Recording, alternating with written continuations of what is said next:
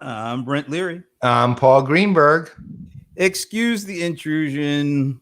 CRM Playaz are talking sports. It's another Friday after another Blurs day, and for the millionth consecutive week, we're here. Where are we exactly, though? That's the other thing that I'm losing track of. I knew we were. First, I know every day is Blurs Day, so I've got that down now, so I know the day. So now the question is, where are we? Because that I'm not so sure of. It's like just another manic Blurs day. Oh, so we're in mania. Okay. That's like not Romania or anything, but it's mania. We're just in Transylmania. Transylmania. No, you're not just Ed Schlesinger. You're easy Ed Schlesinger. You gotta put the easy on for it because that's the cool part. I mean, you're cool enough as it is, but when you throw easy Ed Schlesinger in there, it makes it even that much cooler. Yeah. So I guess we can call this the first of the agendaless ETIs.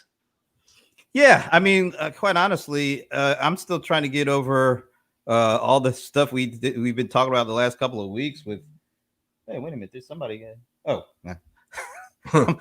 I looked over and saw something that just completely got my attention. Somebody asking me something about the Playaz. Oh, I guess I should. I think he DM'd me. It's funny. I've got like 5 screens around me, and so something flashes either way. You can tell because it immediately I start moving around. Well, there is one significant thing about this show. This is the last show I broadcast from this. Yeah, because next week it's all new. It is all new. I can't wait for people to see this. It's going to be wow. It's yes, like everybody. Oh, look, now this is cool because before last week I didn't know who Dan Barry was, and I don't know if you knew who Dan Barry was, but Dan is the guy who did like that stellar kind of a synopsis of last week's Disrupt TV. Yeah, of course. Yeah, and it was him who DM'd me. So Dan, thanks for joining us. That's really cool. We appreciate it. Now he said he wanted to check us out because we were kind of funny on Disrupt TV. I feel like the pressure is on now. I don't know if we can live up to that. Well, he's hilarious, which is even worse. Now I'm even more, unsure that we'll be able to do that. And why don't you leave? Yeah, we're not ready for you. Come back like in a month. We can't handle this. Right? For God's sake, look what you've done. I know we're just jabbering fools right now. But I do have something new before we try to figure out what we're going to talk about. Because I haven't figured out where I'm going to hang these things, but these are awesome. And I'm really hoping that Bob is back on because he was on the happy hour. But so I don't know if anybody out there has heard of a site called Vintage Brand, vintagebrand.com. If you have like a favorite team, sports team, and you don't necessarily just want the current stuff, they have a lot of throwback stuff. And so I was like, I wanted to see what they had for Rams because I care about nothing else. So and I was like, they got some really good like old memorabilia, or it's not the collector's item stuff, but it's like the redone stuff or whatever you call it. So they do things like I'll show you this one. So this is, let's see if I get that right. This is really cool because this is like a replica ticket of, now back in the day, I don't, folks who are kind of old like you and I are, they'll probably remember that there was a time where like the team that won the NFL championship or the Super Bowl, but before it was just called the NFL championship. So the champions of the NFL would play the champions of college football at the end of the year. And these were like kind of big games. I remember the one that I remember most was, I think it was like I was like 10 or something. The 1976 or 77. I don't know what they called it, but it was when the Pittsburgh Steelers played the University of Pittsburgh. Oh, because that was the year like Tony Dorsett won the Heisman. And I think Pitt won the college championship.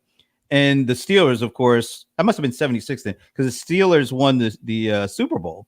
And so it was really cool to see, like, Tony Dorsett and his team playing the Steelers. Well, that's really cool. So this is a replica of when the Rams in 1950, I think they won it in 1951. Yeah, they won in 1951. But anyway, they played Navy, and back in the day, Navy used to be a powerhouse. Remember Mr. Inside and Mr. Outside? Glenn Davis and who was the other one? Glenn Davis was Glenn. I remember Glenn Davis because he played for the Rams. He got drafted by the Rams. The other one though was Max Speedy wasn't the other one. Who was the other one? Glenn Davis. We'll look it up. Yeah, we got to, because this is going to drive me off the wall if we don't find it. And I'm really, now I'm looking at this. Now I'm kind of curious because the Rams did draft this guy, and I think by the 1952 season he was a Ram rookie. So was he on the Rams team or was he on Navy? Oh wow! Well, no, he had to be on the Rams team. Doc Blanchard. Yep. Yes. Did he ever go to the pros, Blanchard? I don't think so. And I don't think Glenn Davis was with the Rams very long. I think he had a really short career. Matter of fact, I'm looking it up right now. Well, actually, it says Mr. Inside and Mr. Outside were Army. Oh, Army. So, wow. 44 to 46. We're kind of off on this one. Yeah, we're really off.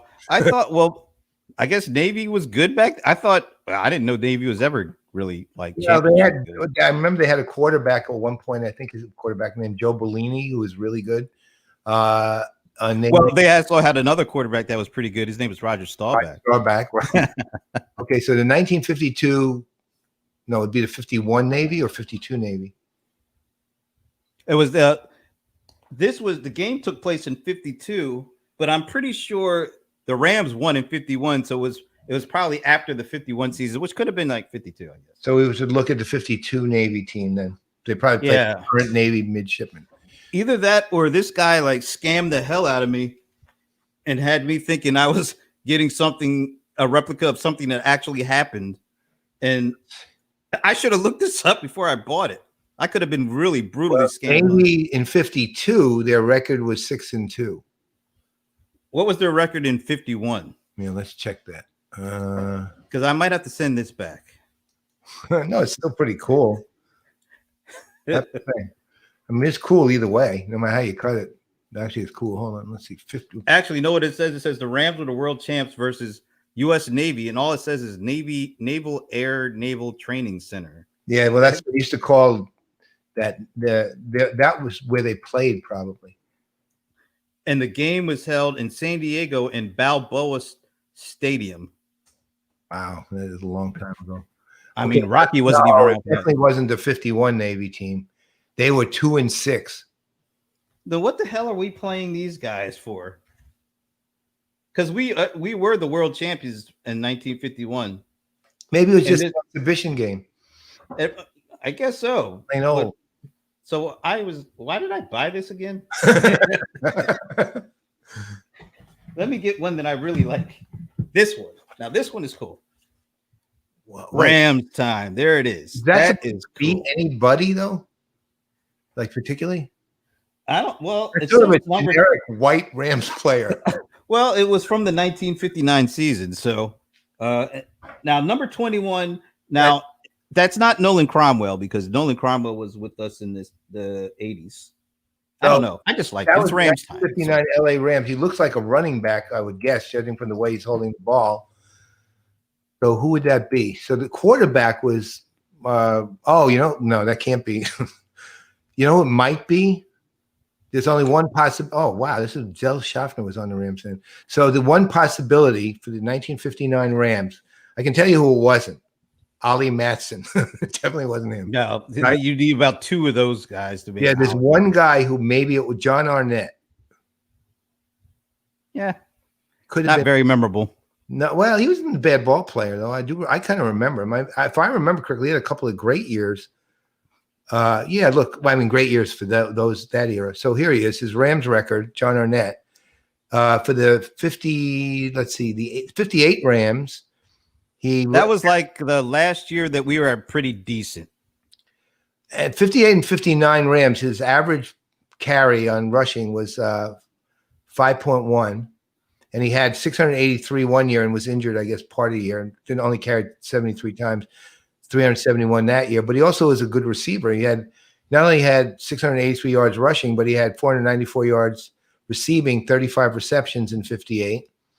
And let's see, touchdowns all in all, 7. 1 rushing. I'm sorry, 1 receiving, 6 rushing that year. 58 was like a good year. 59, I don't want to even think about 59. We were like 2-12. Wow. So the 58, the Rams were 8-4, tied with the Bears for second. Yeah. Again, of course, now the classic Baltimore Colts. And the Giants and the Browns were actually tied on the East at 9-3. Yeah. Yeah, Wow. that was Sid. Sid Gilman was our coach. And I think that was he coached the next year, which we were 2-12, got canned. And guess who our coach was in 60 and 61? Who? I don't know. Tell me. Big Bob Waterfield. He was a coach. Oh, that's right. He was a coach. And he was terrible. Oh, well. He needed Norm Van Brocklin to co-coach with him. Well, Norm Van Brocklin now. He coached the Eagles or something. Well, I know he played for them. He played his last 3 seasons. He played with the Eagles. Yeah, I remember that. And 1960, his very last season, he won the Super Bowl, and I think he was the MVP. Well, he won the championship. Yeah, the championship. Right. That's right. So, all right, Bob. Look, I knew Bob was going to chime in on this one. Yeah, that was Sid Gilman's last year. So the Giants, when in 58, you know that. Oh, wait a minute. We know what happened in 58. Yeah, no, that's what we lost the game. The greatest game ever, right? Right, the one that put NFL on the map, the one that makes it the most widely watched sport. Anyway, so, but who coached the Giants that year? Now this one, I know exactly who the offensive and defensive coordinators were. No, not that. Who the coach was? The head. It's not the Alley guy. No, not Ali Sherman. Actually, I forgot this guy was even a Giants coach. Who? Jim Lee Howell. I didn't know him, but I think I heard that name. Once I saw it, I remembered, but let's face it, how much coaching did he have to do? No, because his offensive coordinator was this guy. I think his name is Vince Lombardi. Right, exactly. And his defensive coordinator, this other guy you might have heard of, Tom Landry. Yeah, it was amazing. I mean, who has coaches like that? That's insane. Now, let's see. So who is trying? But the funny thing about it is when I think of Vince Lombardi, I don't think of offense. I think of defense. Yeah, me too, actually. Well, I mean, he was just a great coach. Like a hard-nosed, yeah, tough. Well, he did the run thing. You remember? We create a seam here and a seam there, and we run around. I like that stuff. I'm looking at the 58 Giants now. I think there's only so there's one guy, Don Maynard's is he in the Hall of Fame? I don't know if Don Maynard. I don't know if he's in there. I mean, he was a great look, but he was like Namath's go-to guy, wasn't he? Yeah. That would be actually 2 years later. 5 years later. 6 years later. 64. Yeah, he's in the Hall of Fame. He is. Okay, I thought he was. So is Frank Gifford in the Hall of Fame? I don't think he's. Let me check. I don't think he is. I'm looking at the team. It was Charlie Connerly, Mel Triplett, who I remember too. Not only is he in the Pro Football Hall of Fame, he's in the College Football Hall of Fame. Wow. I mean, this is a good team, but it's not like the coaches clearly made this team what it is. Only thing that I remember from Frank Gifford's career, getting laid out by concrete. Yeah, I remember that too. That was awful. But I do remember. No, see, Gifford was a halfback. Keep in mind, not a receiver. In his late years, he primarily caught balls, but but he was early on. He was also a halfback. And so 58, he carried 115 times for 468 yards and caught 29 passes for 330 yards. But, if you look at his history later, by the time he got to, it's interesting because you know what? He varied a lot, actually, from 40. His range of receptions, most receptions he ever caught was also the year he rushed the most. Wow. In 1956, he carried 159 times for 819 yards and 5 touchdowns. And he caught 51 passes for 603 yards and 4 touchdowns. And he had 1,422 total yards, which led the league that year. Wow. All right. Yeah, he had some serious numbers. All right. Well, let me ask you something. And maybe this is something we could get other people to kind of chime in on. On your favorite teams, who do you think was the most underrated player on your favorite teams? Well, who I think it was on the New York Giants, since I've talked about your boy Homer Jones, man. I will, for the rest of my life, he will be the single most underrated player on any team of all the teams I've ever known. Totally, right? Just because those numbers are just staggering, and they really are staggering if you look at them for any era. It doesn't matter what era you're talking about; they are staggering numbers. On the Yankees, that's a really interesting question, and I'm really not sure. Because the thing with the Yankees is they get so much publicity, right? Their brand is so gigantic that everybody gets spotlighted on the team, no matter how the tiniest little good and the tiniest little, like a guy who would end up probably being seen as underrated in the current team would be Luke Voigt, but he's not underrated at all because he was discovered by the analysts, due to analytics, right? And he, hits long home runs, but so everything gets highlighted. So it's really hard. In all the years I played baseball. Well, all the years I watched baseball because I played baseball a lot fewer years than I watched it. I would say on the Yankees, at least one of the most underrated players ever was, even though he was still extremely well regarded, was Bobby Richardson, right? Bobby Richardson was second baseman of the Yankees in the late 50s into the 60s. He was the guy who, he was oddly, the only guy in the history of baseball to win the MVP on a losing team in the World Series, right? In 1960, when Mazeroski did that dastardly deed, Bobby Richardson hit I forget the actual numbers, but 430 and drove in 18 runs. And this guy was not a powerhouse. Right now, he's still alive. He's 90, and he's still an active minister in Carolina, right? He became a Christian minister when he left. He was a lovely guy, super nice guy. My brother actually got to meet him a few years ago and spend a pretty good amount of time with him. And he's just a really, really good person. But Richardson was a sterling defender. For those days, which was pre-Maury Wills, he was a base stealer, but it was back then that was 8 and 10 bases. It wasn't the Ty Cobb years, that era where you'd steal 15 bases and you'd lead the league. So he was a good base stealer, a very good base runner.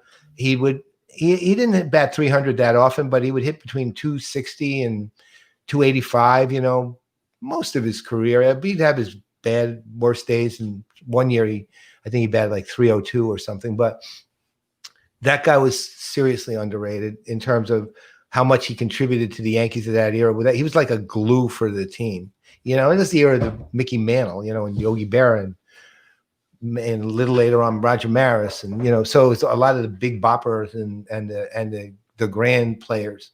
For the Knicks,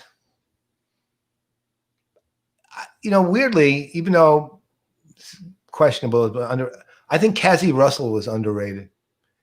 I actually do. The reality is he was a very, very good sixth man for the Knicks and often played a role where he was a fifth man, right? Not the sixth, right? I mean, literally would come in as a starter. And the guy, he'd come in off the bench, score 15 points, and he was a good shooter. It was, for the era again. He played solid defense. It wasn't great, but solid. And, the thing with Russell is you could rely on him. You could rely on him, and he didn't choke in games. So maybe, there's probably way more underrated players than that, but the problem is with the Knicks, they're never that good. And there's nobody underrated on the 69-70 team or on the 72-73 team. No one's underrated. Every one of them is pretty much blown into superstardom, right? So it's hard to even see anyone on that team who wasn't highlighted and lauded for those 2 years, at least those two teams. The Rangers, I don't know. Ed Giacomin was a Hall of Fame goalie, and that was my era, right? Of course, and the Rangers in the 80s, they didn't even care about. So I have no idea who played on them. I don't know. With the Rangers, I just have to leave it. So what about you? Who's the most underrated players in the at least the four majors? I don't have one in hockey. All right, so the other three. I'll take that one. What's that? Grant Fuhrer. I don't know. I'll go the easiest one, I think, for me is the Sixers. And I'm going to go with the Boston Strangler, of course, Andrew Toney. Andrew Toney, I think he's overlooked because he was on a team with Dr. J and Moses Malone and Bobby Jones and Maurice Cheeks. And later on, Charles Barkley during the latter part of his career. Totally overlooked. But he was a killer. Ask Bob Fagel about the Andrew Toney in the Boston Celtics. He was great. He just had terrible feet. His feet problems. I mean, literally, his feet problems pretty much sidelined and really did him in. Wow. But when he was healthy, he was awesome. I think he was way underrated. The Phillies, because they were my favorite baseball team growing up. There's a couple I could say. I think Dave Cash was kind of underrated at second base. I think, although a lot of people know his name, I still think he's probably underrated because I think he should be in the Hall of Fame, and that's Richie Allen. Yes, thank you. I am so with you on that. I think the only reason he's not in the Hall of Fame is because he had the bad boy reputation, and didn't want to cooperate with the writers or anything. But I am absolutely with you on that one. I think he is. You can make a case for like Greg Luzinski and Greg the Bull Luzinski. Richie Allen, to me, if you look at the numbers. Yeah, Richie Allen's like he should be a shoe into the Hall of Fame, not like even a question. Yeah. I think he gets, he had a bad rap. Loved and there was I guess there was also some pretty major historical players around when he was playing too. I don't know if that plays a role in that or not. So that's Sixers and that's the Phillies. Rams. I was trying to make sure I'm saving that for. I guess that would be the last one. Whew, this is cursed the hardest. Zeke Bratkowski. Definitely not Zeke. Sorry, Zeke. Not underrated at all. He was just awful, especially for the Rams. Yeah. He played in the dark ages for us. He 59 played for the Packers as a backup for a while. Yeah, he actually, I think, he was pretty good then. Yeah, on the latter end of his career. Yeah. Now he was with us from like 60 to 62 or something. He was. Let's put it this way: those Rams from 59 to 66, we never had a winning season. Let me ask you this: this is while you're thinking about your choice. This is a question about our Ram. Do you think that Roman Gabriel was underrated as a quarterback? That's actually a serious. That's a great question. Yeah, I think that could be a case he was, because you look at some of those late 60s Rams teams, and I think he played from 61 to 71 for us. We were in the NFL championship game a good 3 or 4 years, and we could never beat the Packers, and we could never beat the Browns. Packers. And so, but I mean, like, I think 68, 67 or 68, we were like 12-2. And I think there was one year we were like 11-1 or something like that. But we could never get over the hump.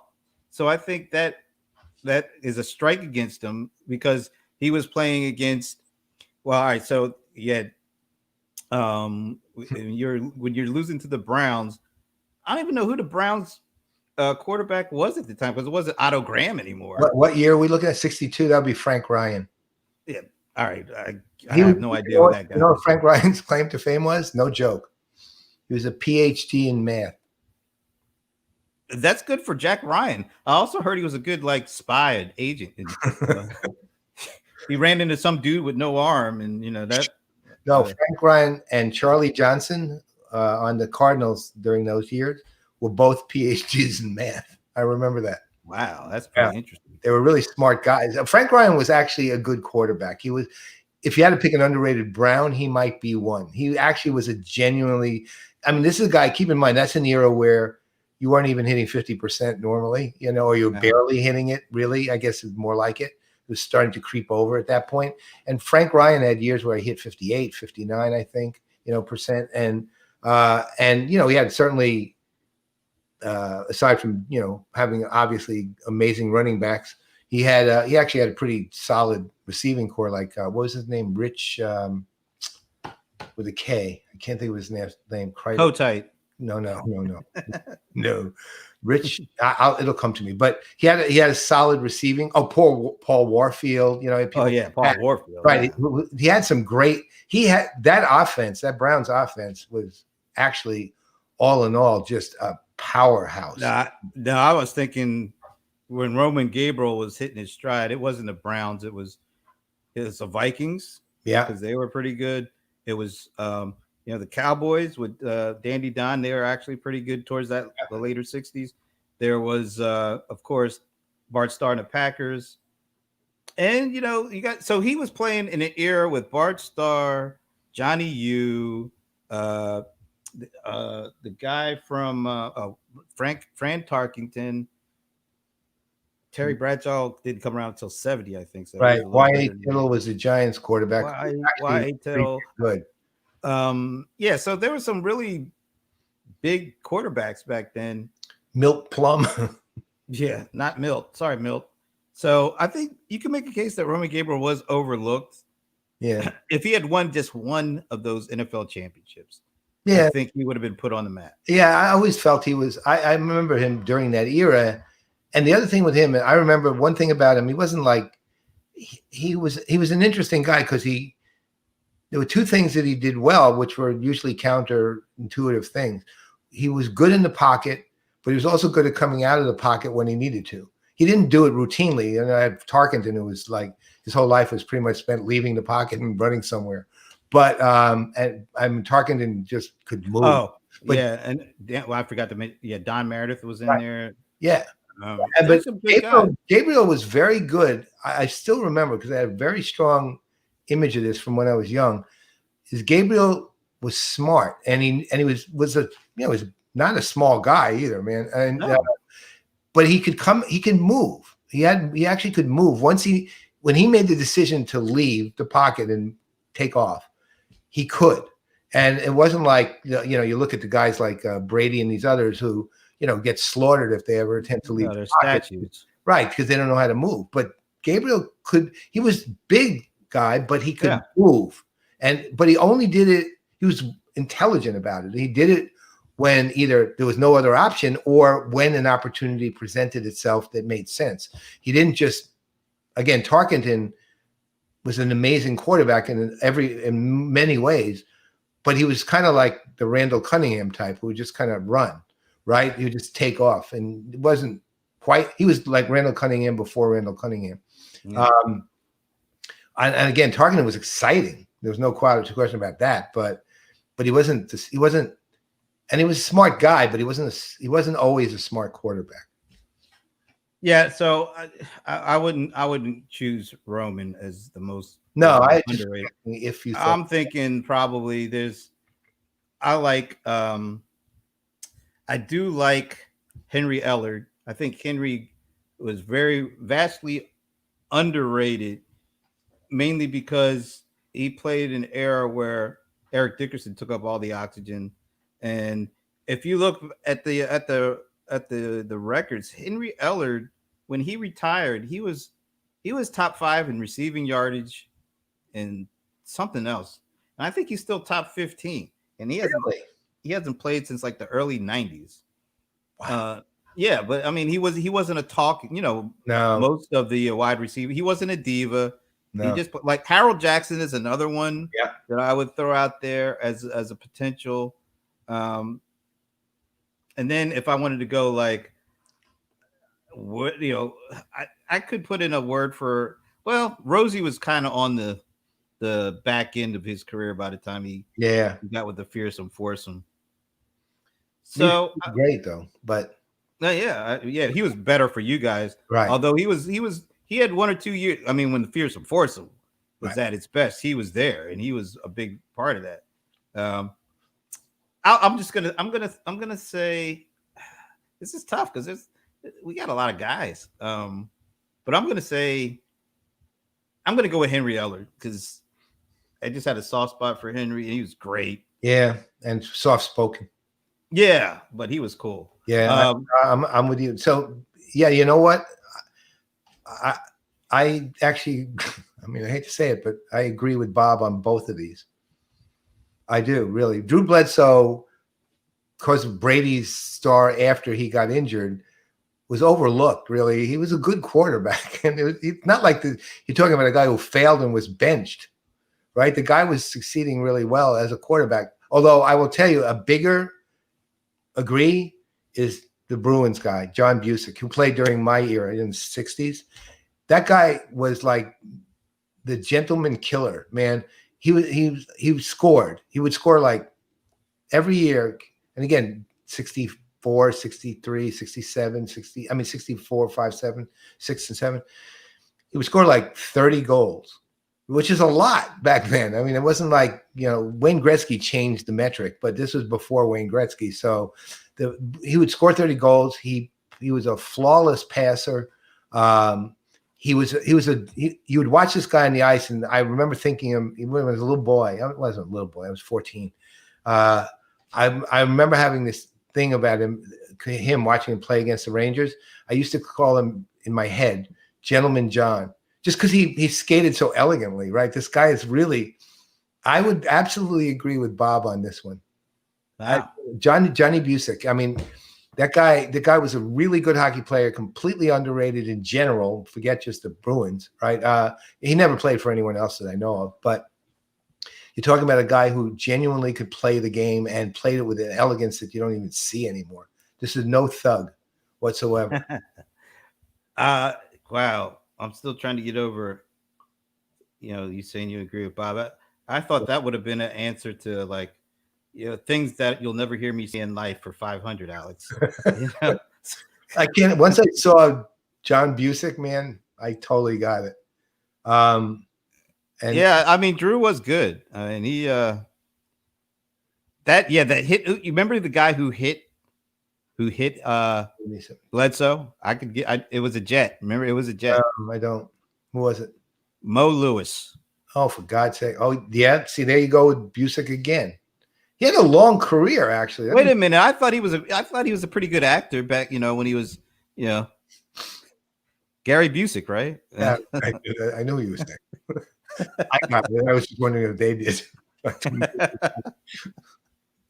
All right. So here's another one. Anybody who has an answer to this, bring it on. Good old Mo Lewis. Yeah, good old Mo. I don't think Bledsoe thinks that way, but that's right.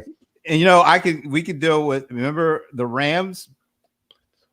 What's his name? Kurt Warner was not supposed to, be the fairy tale story, but Trent Green got hit kind of low in a preseason game by somebody who's kind of a notorious football player. You remember who this guy was? I'll tell you, he was playing at the time. He wasn't playing for the Pats at the time. He didn't play with the Pats until years later. He was playing with the San Diego Chargers at the time. I don't remember. The notorious Rodney Harrison. Rodney Harris, right? Rodney Hampton was a running back. No, Rodney Harrison. It was you got. He does the games on NBC. Yeah. Used to do the game. He's the one that hit Trent Green, and there it is. Yeah, Rodney Harrison. Idiot Washington football team quarterback. Basically Gus himself out. Gus Farratt. That was unbelievable. You want to talk about a hit? That was amazing. He hit his head against the wall, a brick wall. What a moron! Holy cow! Like what a total moron. This is a good one. Is Rodney Harrison. Yeah, that's it. Doug Flutie. It was Doug Flutie. Do you consider him to be an underrated player? I don't know.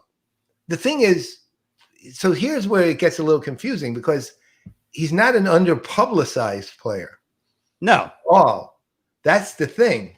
He's not an underpublicized player, right? I mean, Doug Flutie from, his famous, BC years, to the pros had cameras following him nonstop, right? For his college career, but also for his height and everything else, right? So it's unfortunately underrated and and over publicized kind of takes away from underrated. Yeah. I don't think he's underrated. No.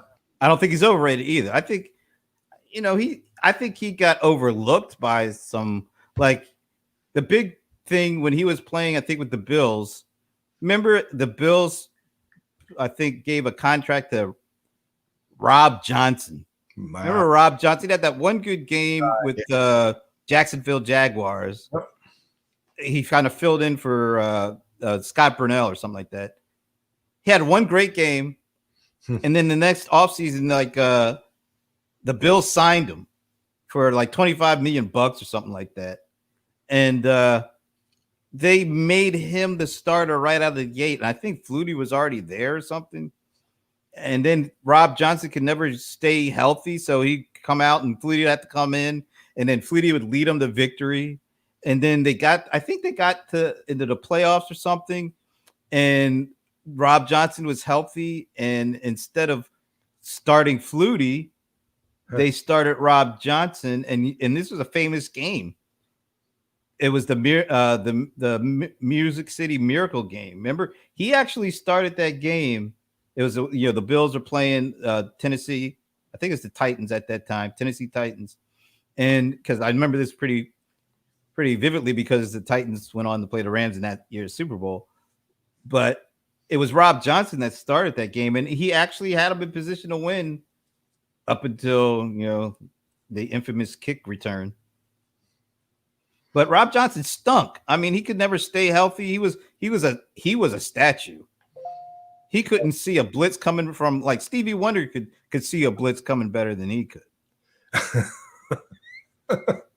I remember Rob Johnson for that, right? I mean, just the one.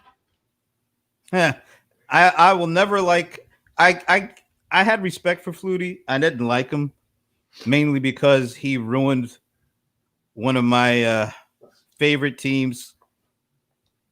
I'll never forget this. The University of Miami. They were like number 1 at the time, and here comes Flutie running around, throwing up that hideous pass to Gerard Phelan, who caught it going back and falling. That was. That went the equivalent of what was viral back then. Well, see, look at what Dan said about his career after his career with his charity work. Well, that's good. Yeah, that's good. There's no, what?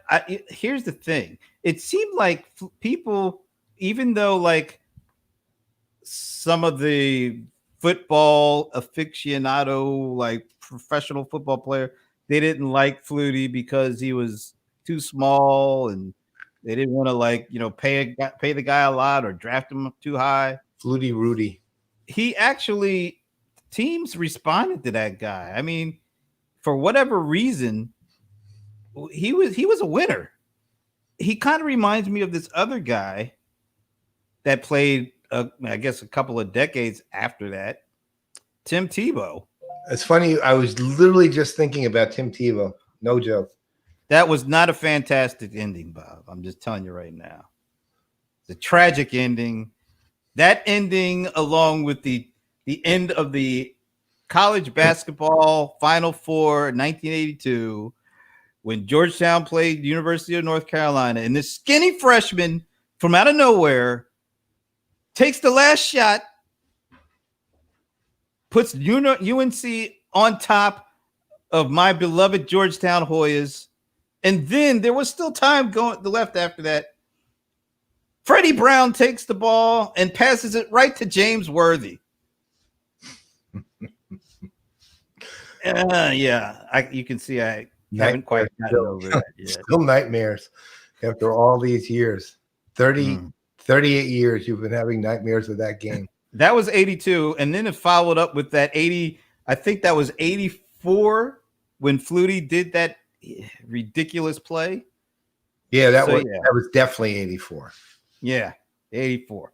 So 82 was, there must have been something tragic that happened in 83, just so not to leave anything out. Yeah. All right. Dan's wife just gave him a weird look.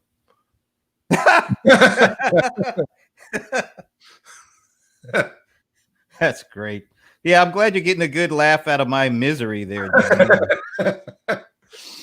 I'm glad I could be of amusement. I do. All right, what's the worst? What's the most the loss that hurt you the most? That is so easy. That's like, I'll put it this way: I could have literally heard "What's the loss?" and you would say nothing else, and it would have. Right. Oh, I know it. Can I guess it? Yeah. Did it take place in 1960? Nope. Oh, so it wasn't Mazeroski. Okay. Nope. I don't know what. 8 years old. Back then I got over it pretty quick. This one I was a lot older. Okay. And it was a lot more significant, and it was a fluke, and it was completely unexpected. And it was a matter of maybe a foot of movement by one player who really had no reason to move that foot. It's just if he happened to have, it would have been a different outcome. It's the ending of the 2001 World Series. Oh, that was the one against the Diamondbacks, right? Exactly, where Luis Gonzalez popped the friggin' ball up off of Mariano.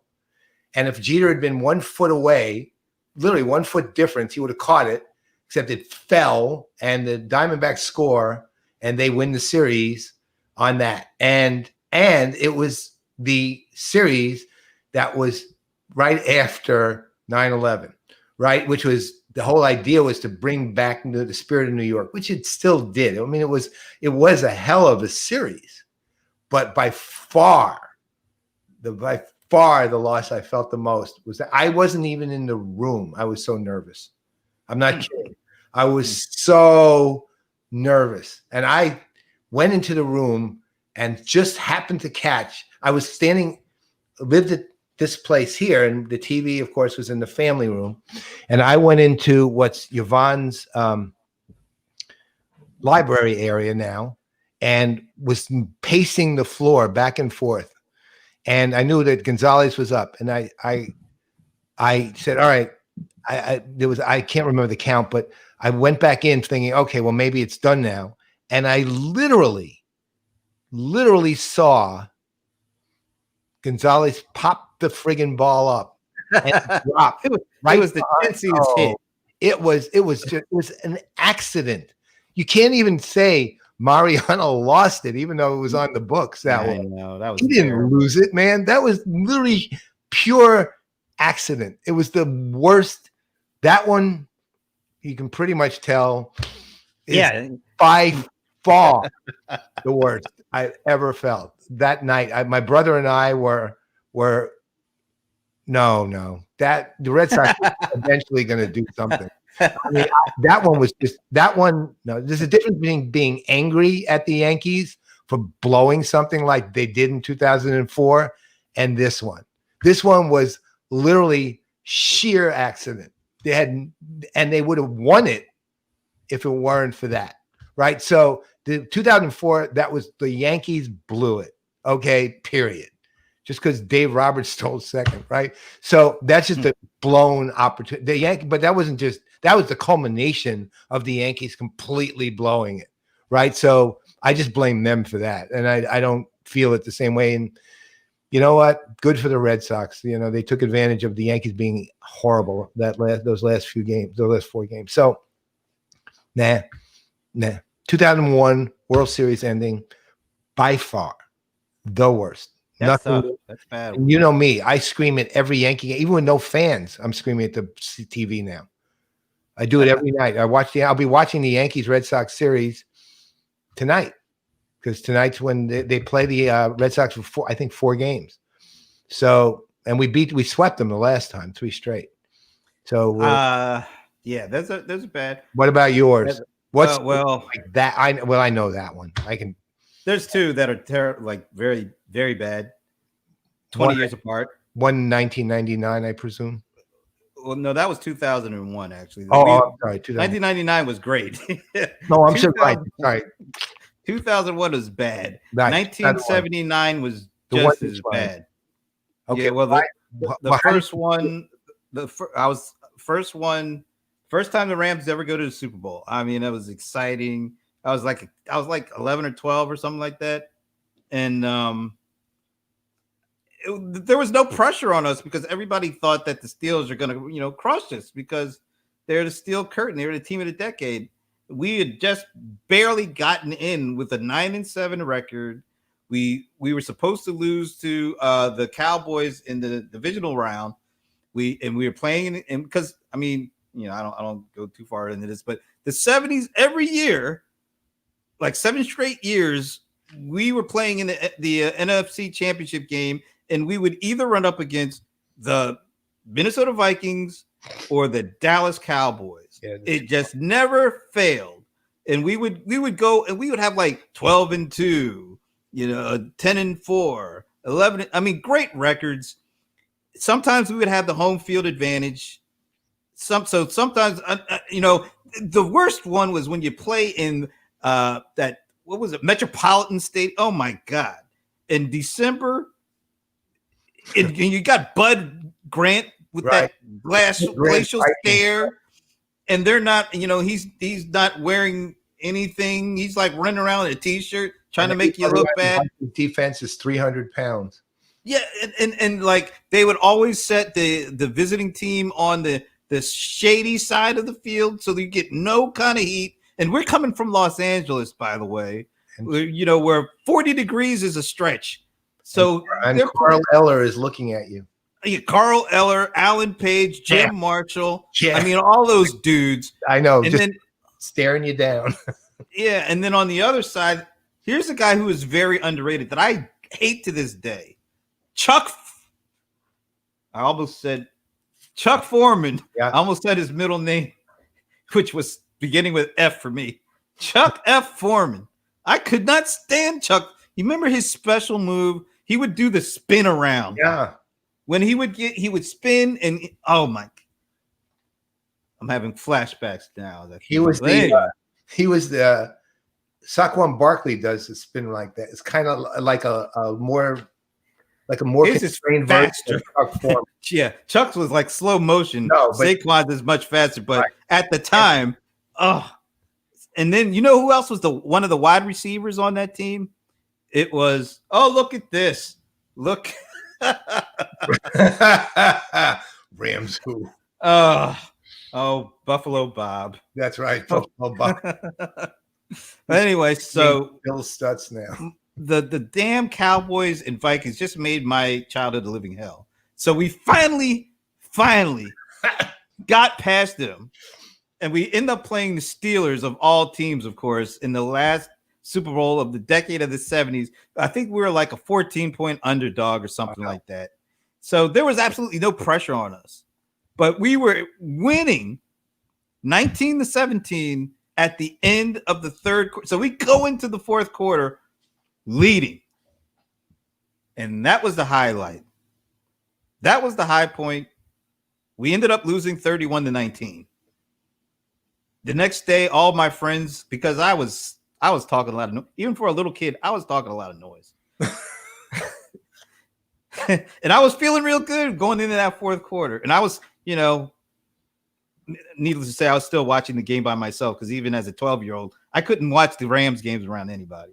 So my heart was broken when Terry Bradshaw threw that last touchdown to John Stallworth.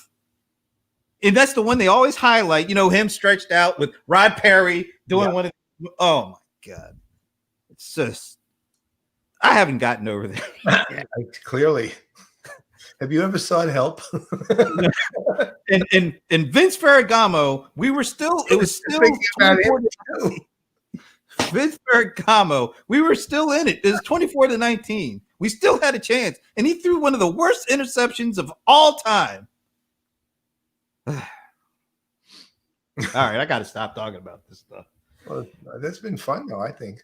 Yeah. I'm sure Dan, his wife, is really wondering what's going on now. See what Allen's worst moment was? That's not butt fumble, is it? No. It might be talking about the 2000 World Series. Maybe. What about the? Okay, that's right. Right, that's the Yankees Mets World Series. The Subway Series, yes. Series, right? And we thoroughly trashed them.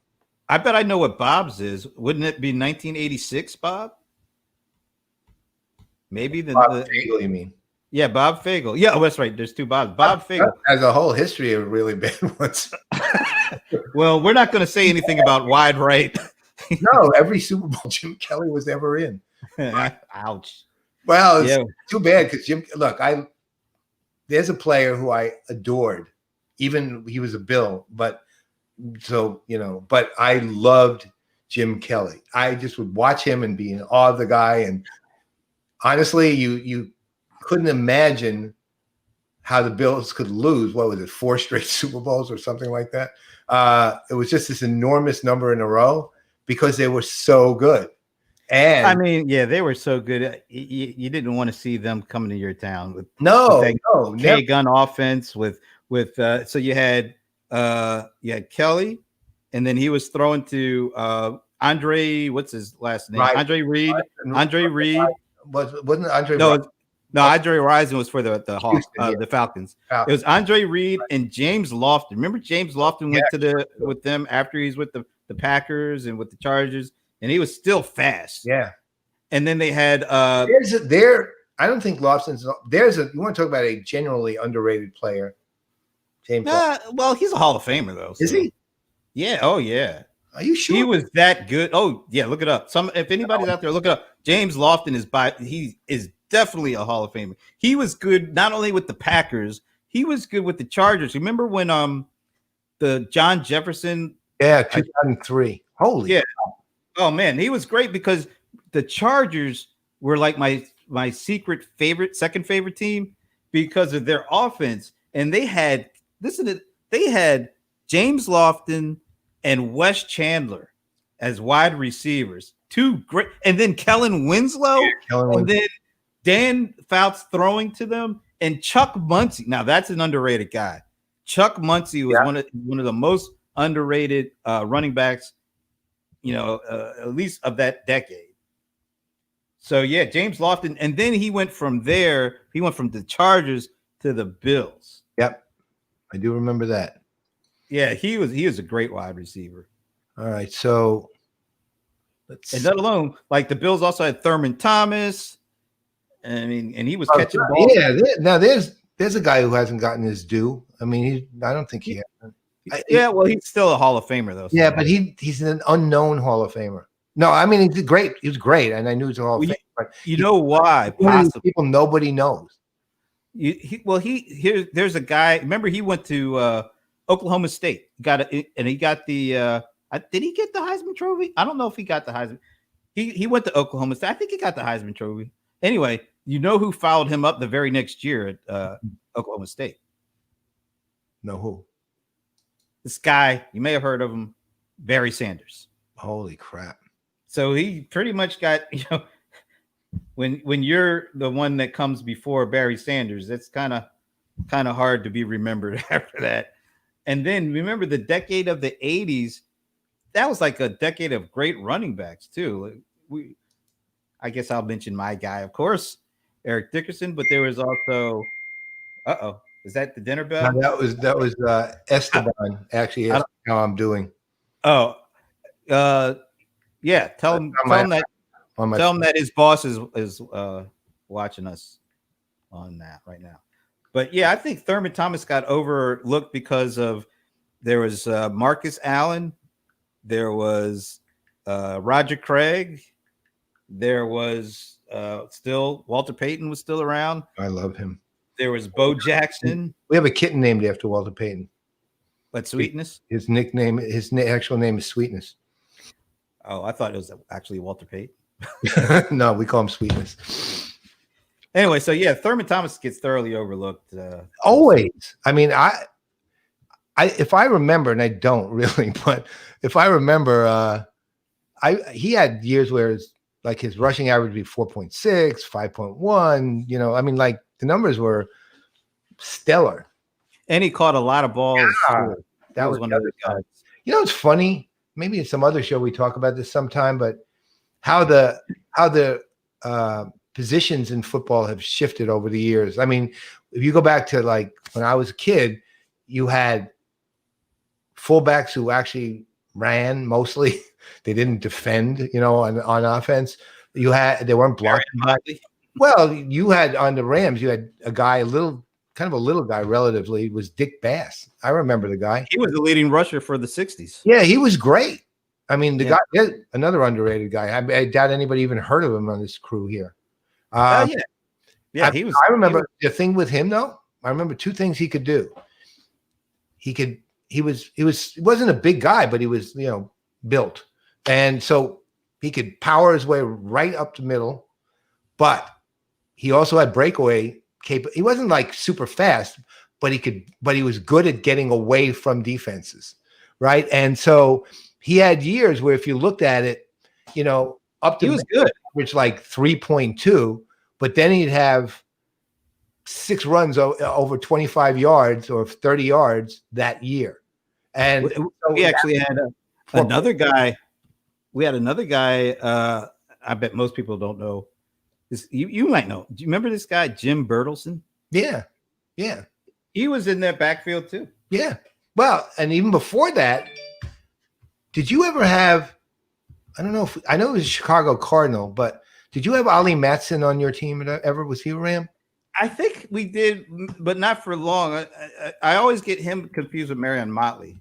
Oh no, very different. But just so, you know, there's a Matt and a Mott, and then you get him confused with a puppy because there's a mutt, right? So yeah, so he played for us.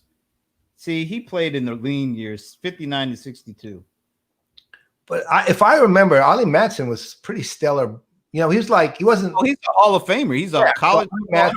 And Lenny Moore was that same era, you know, with Ollie Matson on the Colts. And you're talking about runners who could, you know, it's interesting when you watch Ollie Matson was, the thing about him I remember was he was also good on kickoff returns, right? He was really good on kickoff returns. I think one year he had and again, this is the memory of someone that goes back now. This memory is going back about 60 years. Okay. So it's probably wrong. But like one year he he had 2 touchdowns on kickoff returns. You know, I mean, the guy actually, you know what? Well, actually, when is it that we're having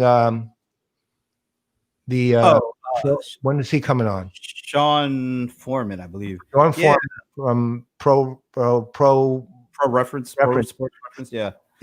So, we haven't set a date yet, but it's going to be sometime. I think actually it might be September 4th. I think I talked to him about that. So that would be 3 weeks from the day, I think. All right. So actually, to close the show, maybe we can talk about our upcoming guests too. So why don't we do that? Yeah. So I know next week we have Steve Reese, who's the CIO of the Phoenix Suns, coming on, and he's an old friend of Brent and ours through Seat. And Steve, he's fascinating. He is not like a CIO you will ever expect at all. I mean, he's very different in every which way. He's a fascinating guy with an incredible range of both knowledge and activity. And one of the things we'll be talking about, well, I won't tell you. It's just really sort of some amazing stuff he's done with the Suns and some results which actually have benefit to anybody who literally is alive, right? That's all it means. Anyone who's alive, what he has done will benefit you. That's one. As Brent mentioned, we're going to have Sean Foreman. So Sean runs Pro Reference Sports. If you ever gone online to research any sport, anything, in fact, I did it 2 or 3 times while we were on here. I wasn't using Wikipedia. I'm using profootball-reference.com, baseball-reference.com, collegefootball-reference.com, hockey, I think it's prohockeyreference.com. All the reference.com sports sites, this is the guy who runs the whole show, right? So we're going to be talking stats and history and the sites themselves and finding out about that.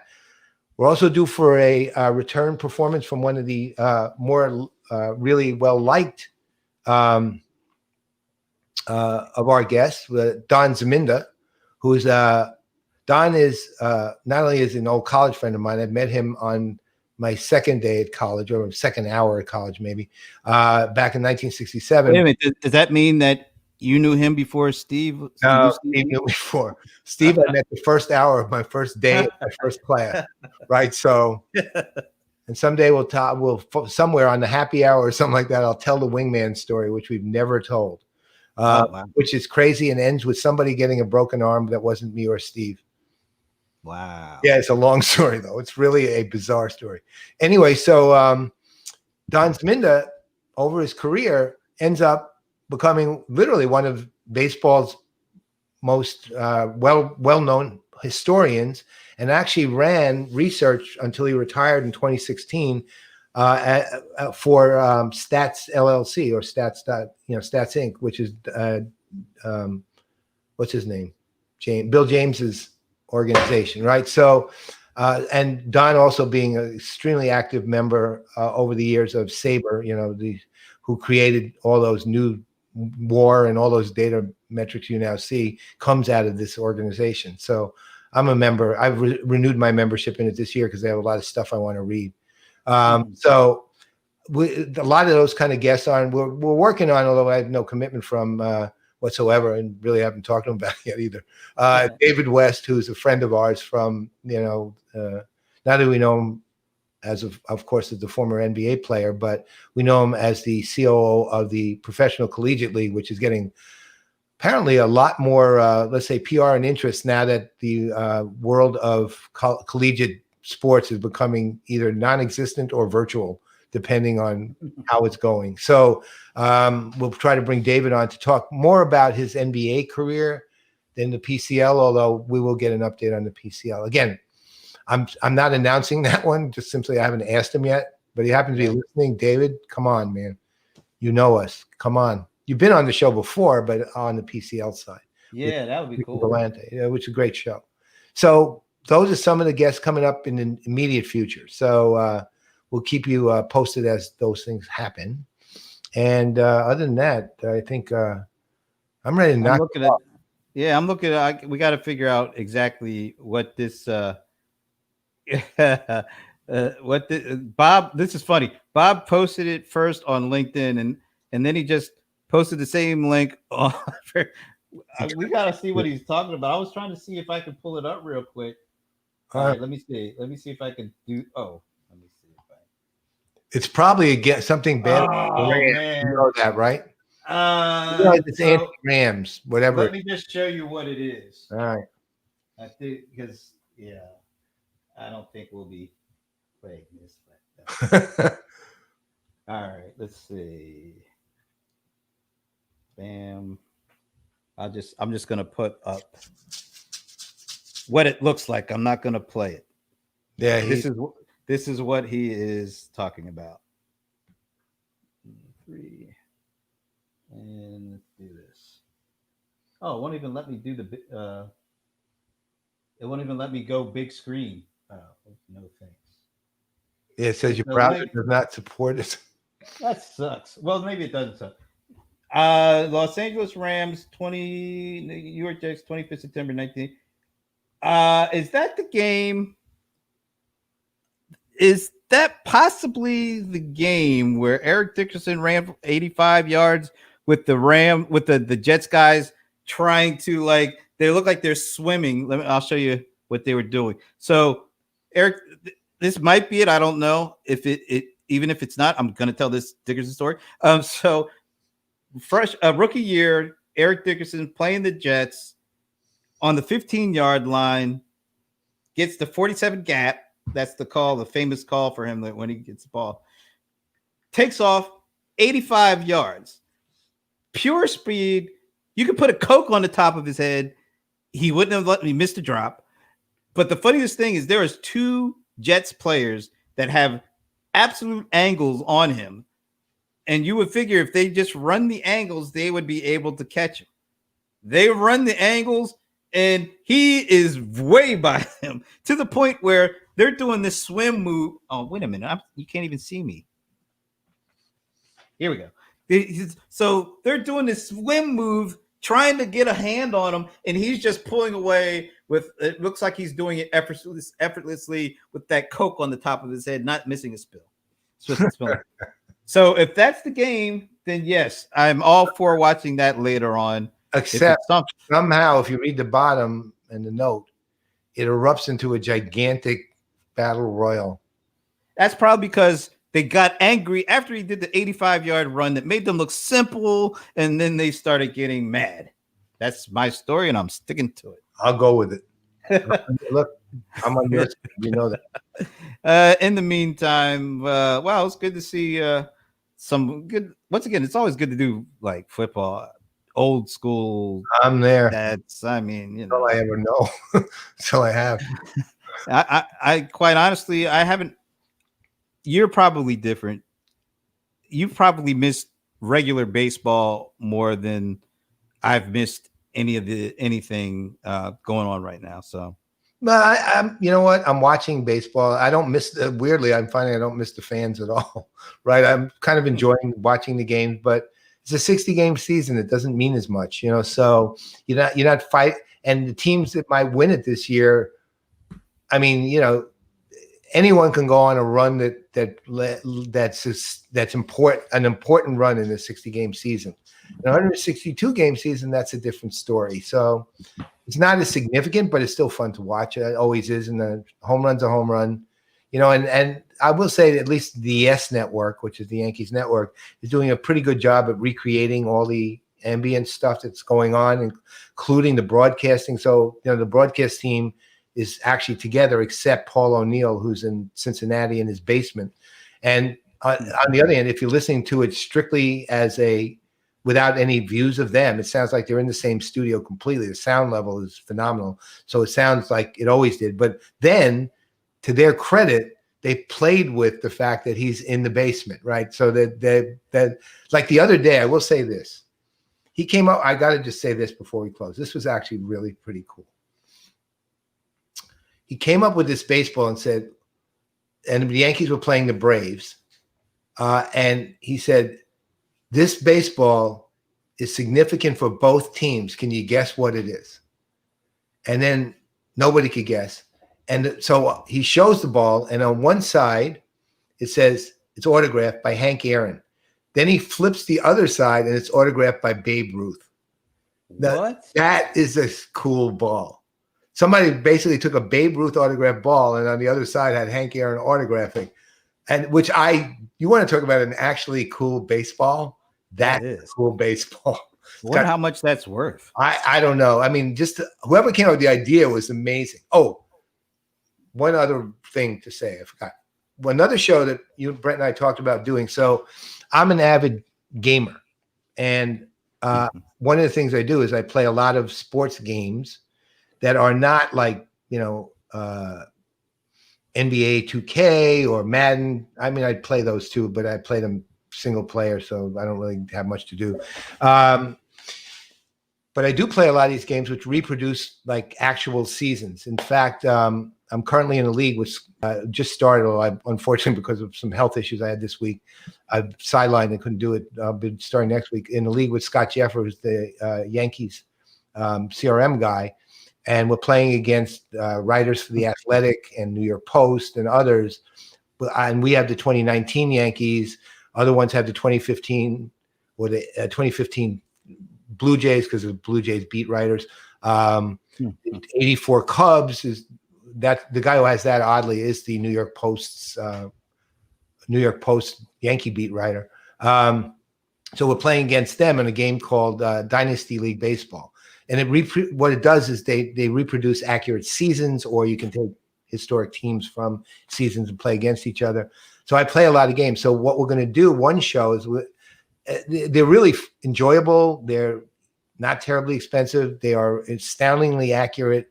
At the same time, have a huge amount of gameplay and reproducible gameplay. Have a vast array of seasons you can play for baseball, football, hockey, basketball, golf, you name it. So we're gonna have a show where we kind of go through some of that, right? And at least part of a show, minimally. I don't know. I don't know if Brent will be able to stand a whole show. I'm game. Whoa. And on that. Yeah, on that note, I'm Brent Leary. I'm Paul Greenberg. We are the CRM Playaz, and we will be back next week talking about a lot of different stuff, apparently. Yeah. God knows what, though. Yeah, only him. Anyway, have a great weekend, and we will see you next week.